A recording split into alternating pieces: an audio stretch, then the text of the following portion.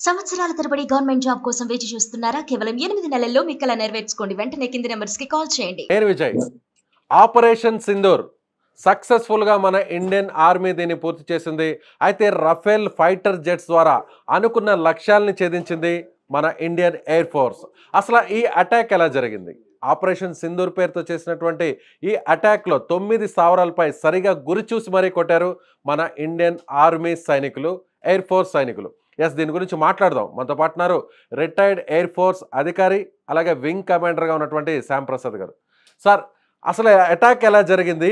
ఈ fighter jets ద్వారా ఎగ్జాక్ట్‌గా అంటే అనుకున్నటువంటి టార్గెట్‌ని ఎలా రీచ్ అయిందో కొంచెం డీటెయిల్‌గా చెప్పగలరా? భారత్ మాతాకి జై. మనము జై. ఉపయోగించిన విమానం పేరు రఫేల్.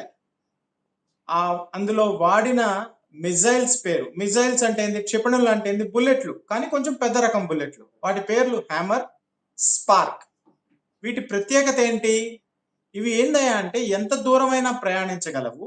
తర్వాత బుల్లెట్స్ కి తనకంటూ సొంత నావిగేషన్ వ్యవస్థ ఉండదు. ఈ క్షిపణులకి, మిజైల్స్ కి, స్పార్క్ అనే, హ్యామర్ అనే ఈ మిజైల్స్ కి ఒకసారి వాటిలో ఫీడ్ చేసేసిన తర్వాత ఎర్రర్ మార్జిన్ మాక్సిమం 1 మీటర్ కూడా ఉండదు.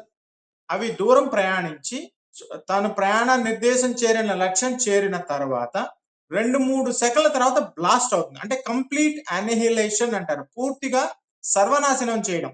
అదే కదా ఆపరేషన్ సింధూరం అంటే. అంటే ఈ రఫేల్స్ ఎక్కడి నుంచి వెళ్ళుంటాయి సార్? ఈ ఫైటర్ జెట్స్ ఏ ఏ ప్రాంతాల నుంచి, అంటే ఏ ఎయిర్ బేస్ నుంచి వెళ్ళుంటాయి? మనకి హర్యానా, పంజాబ్ నిండా మనం ఎయిర్ బేస్లు పెట్టుకున్నాం సార్ మొదటి నుంచి. సరిహద్దు ప్రాంతాల్లో అక్కడ మోహరించిన స్టేషన్‌లో కూడా నేనున్నాను అదృష్టవశాత్తు.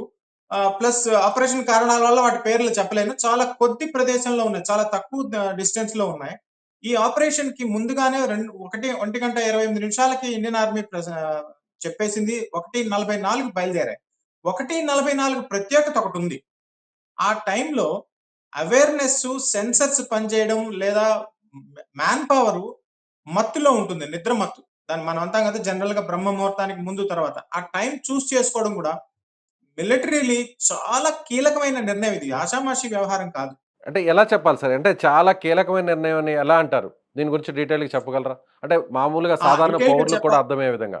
తప్పకుండా సార్. ఎందుకంటే ఇప్పుడు మనకి రాడార్ వ్యవస్థ ఉంటుంది. మన నైట్ విజన్ కెమెరాస్ ఉంటాయి. ఇంట్లో మన సీసీటీవీ కెమెరాస్ ఉంటాయి. లేదా మన టీవీ పనిచేస్తుంది. లేదా మన మొబైల్స్ ఉంటాయి. ఆ సమయంలో సెన్సర్ శక్తులు గాని, రాడార్ శక్తులు గాని చాలా strongest point of a chain is the weakest link అంటాం. వీకెస్ట్ లింక్ అన్నమాట. ఆ క్షణాల్లో మన ఎక్విప్‌మెంట్ అవేర్‌నెస్ కూడా చాలా వీక్ ఉండేది. ఆ క్షణంలో మనం కొట్టాలి నేర్చుకున్నామంటే అక్కడ వాళ్ళ రాడార్‌లు మేల్కొని ఉండాలి.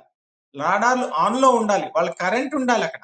మనం అన్ని సర్వసన్నద్ధంగా చేసుకున్నాం. ఎప్పటి నుంచి? 12 రోజుల నుంచి. సో మొత్తం ఈ ప్రక్రియ ఎంత సేపట్లో పూర్తయింది? ఎన్ని నిమిషాల్లో పూర్తయి ఉంటుంది? అంటే మీరన్నట్టుగా హర్యానా ఎయిర్ బేస్ నుంచి మన ఫైటర్ జెట్స్ వెళ్ళుంటే ఎంత దూరం వరకు వెళ్ళాయి? ఎంత సేపట్లో అటాక్ చేసి మిసైల్స్‌ని లాంచ్ చేసి తిరిగి మళ్ళీ సేఫ్‌గా వచ్చేసుంటాయి? నేను క్రితంసారి మీతో చెప్పాను కదా సార్, 3 నిమిషాలు చాలా ఎక్కువ మనకి. మన పవరు ప్రపంచానికి తెలియాలి సార్. సింహం జూలు విదిలించడమే. 3 నిమిషాల్లో మనం వెళ్ళేసి వచ్చేయొచ్చు. అంటే మొత్తం ఈ ప్రక్రియ ఎంత సేపట్లో పూర్తయి ఉంటుంది? మీరన్నారు సరిగ్గా 1:30 ఆ టైంలో అటాక్ స్టార్ట్ అయ్యాయని. సో కేవలం కొన్ని నిమిషాల వ్యవధిలోనే ఇదంతా పూర్తయి ఉంటుందా? 1:44కి అటాక్స్ మొదలయ్యాయి సార్. 1:50కి అంతా అయిపోయి ఉంటుంది. మనం వచ్చి ఇంటికొచ్చి నిద్ర కూడా పోవచ్చు. వాళ్ళు పక్కన పాకిస్తాన్ వాళ్ళు ఏం చెప్తారని ఎదురు చూడడం తప్పితే. కానీ ఆపరేషనల్ ప్రిపేర్డ్‌నెస్ అనేది ఆ 3 నిమిషాలకి, ఆ 4 నిమిషాలకి మనం విధ్వంసం సృష్టించాలంటే మ్యాన్ బిహైండ్ ద మెషిన్ ఎంత కష్టపడాలని దాని గురించి ఆలోచించండి. కొన్ని సంవత్సరాలు, కొన్ని నెలల పాటు, కొన్ని వందల వేల మంది నార్మల్ పౌరుల దగ్గర నుంచి త్రివిధాల కష్టపడితే గాని ఆ 3 క్షణాల్లో ఉత్పాతం సృష్టించగలం. ఆ శక్తి. రాంప్రసాద్ గారు, ఇప్పుడు జెట్స్ రఫేల్స్ వెళ్ళాయంటారు. అంటే రఫేల్స్ మామూలుగా రాడార్ కూడా అంత చిక్కవా రఫేల్స్? చిక్కవు సార్. దాన్ని బీవీఆర్ అంటారు. Beyond visual range. ప్రతి విమానానికి, ప్రతి రాడార్‌కి ఒక రేంజ్ ఉంటుంది. 200 కిలోమీటర్లు, 300 కిలోమీటర్లు, 50 కిలోమీటర్లు. ఇవి బీవీఆర్ శక్తులున్నవి. అంటే వాళ్ళ విమానాన్ని మనల్ని చూసింది అనే లోపునే మనం పని చేసుకొని వచ్చేస్తాం. ఆ శక్తి పాకిస్తాన్ దగ్గర ఉంది గానీ, సమయానికి ఆ బ్యాటరీలు పనిచేయాలి గదా! కరెంట్ ఉండాలి గదా! బ్యాకప్ ఉండాలి గదా! మొత్తం ఎన్ని ఫైటర్ జెట్స్ ఇందులో పార్టిసిపేట్ చేసుంటాయి అటాక్‌లో? చాలా ఎక్కువగా అవసరం లేదు సార్. కొన్ని చేసినా చాలు. ఎందుకంటే 9 చోట్ల మనం దాడులు చేసాం. దాదాపు 90 మంది వరకు కూడా ప్రాణ నష్టం జరిగిందని పాకిస్తాన్ వాళ్ళే అన్నారు.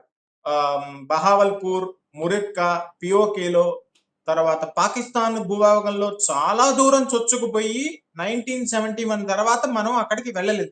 అంటే ఏంది, కనీసం 3 కన్నా ఎక్కువ పార్టిసిపేట్ చేస్తుంటాయి ఈజీగా. అంటే మన భూభాగం నుంచి ఇప్పుడు ఆ ప్రాంతానికి ఎంత దూరం ఉంటాయి? అంటే ఒక రకంగా కామన్ మ్యాన్‌కి కూడా అర్థమయ్యే విధంగా సెకన్‌కి ఎంత వేగంతో ఈ ఫైటర్ జెట్స్ దూసుకువెళ్తాయి?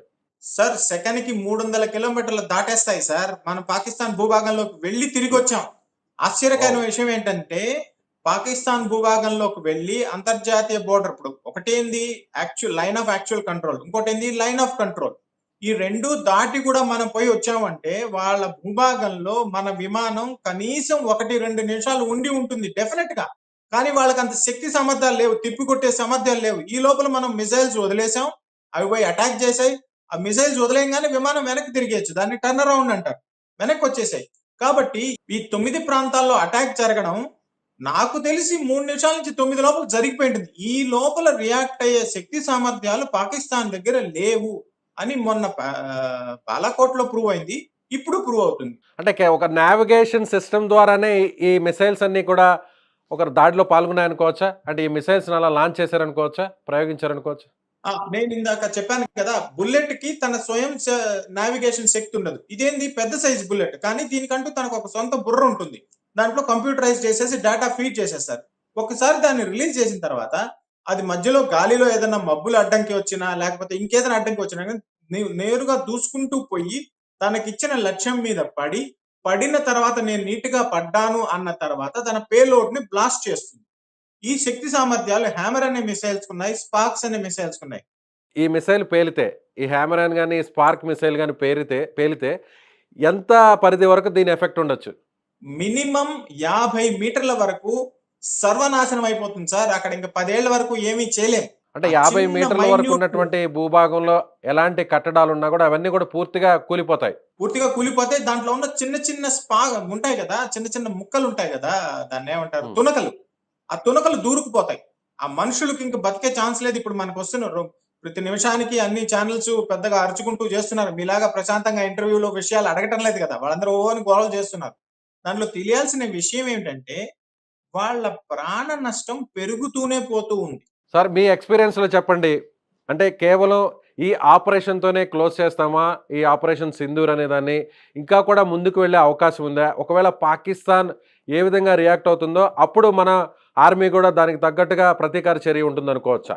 ముందుంది ముసళ్ళ పండగ. అంతే అంటారా? Right sir. Thank you. So ఇది thank you sir. Indian air force మాజీ అధికారి వింగ్ కమాండర్ శ్యాంప్రసాద్ గారు చెప్తున్నట్టుగా ముందుంది ముసళ్ళ పండగ. ఇది జస్ట్ శాంపిల్ మాత్రమే. మన రఫేల్స్ ఫైటర్ జెట్స్ కేవలం నిమిషాల వ్యవధిలోనే 100 కిలోమీటర్ల దూరంలో ఉన్నటువంటి లక్ష్యాలను టార్గెట్‌ని రీచ్ అయ్యి అక్కడ మిసైల్స్‌ని లాంచ్ చేశాయి. అంటే ఈ మిసైల్స్ హ్యామర్, స్పార్క్ అనేటువంటి మిసైల్స్ నావిగేషన్ సిస్టమ్ ద్వారా ఏదైతే టార్గెట్‌ని ఇస్తుందో ఆ టార్గెట్‌ని రీచ్ అయ్యేంత వరకు నేరుగా చాలా సేఫ్‌గా వెళ్తుంది. అక్కడ టార్గెట్‌కి వెళ్ళిన తర్వాత మాత్రమే అది బ్లాస్ట్ అవుతుంది అని చెప్పారు. కానీ ఇలాంటి ఫైటర్ జెట్స్‌ని పాకిస్తాన్ రాడార్ సిస్టమ్ కూడా కనుగొనలేని విధంగా మన ఫైటర్ జెట్స్ దూసుకు వెళ్ళి కేవలం నిమిషాల వ్యవధిలోనే వెనక్కి వచ్చేసాయని చెప్తున్నారు. మీరేమనుకుంటున్నారు? మీ అభిప్రాయం ఏంటి? కామెంట్ చేయండి.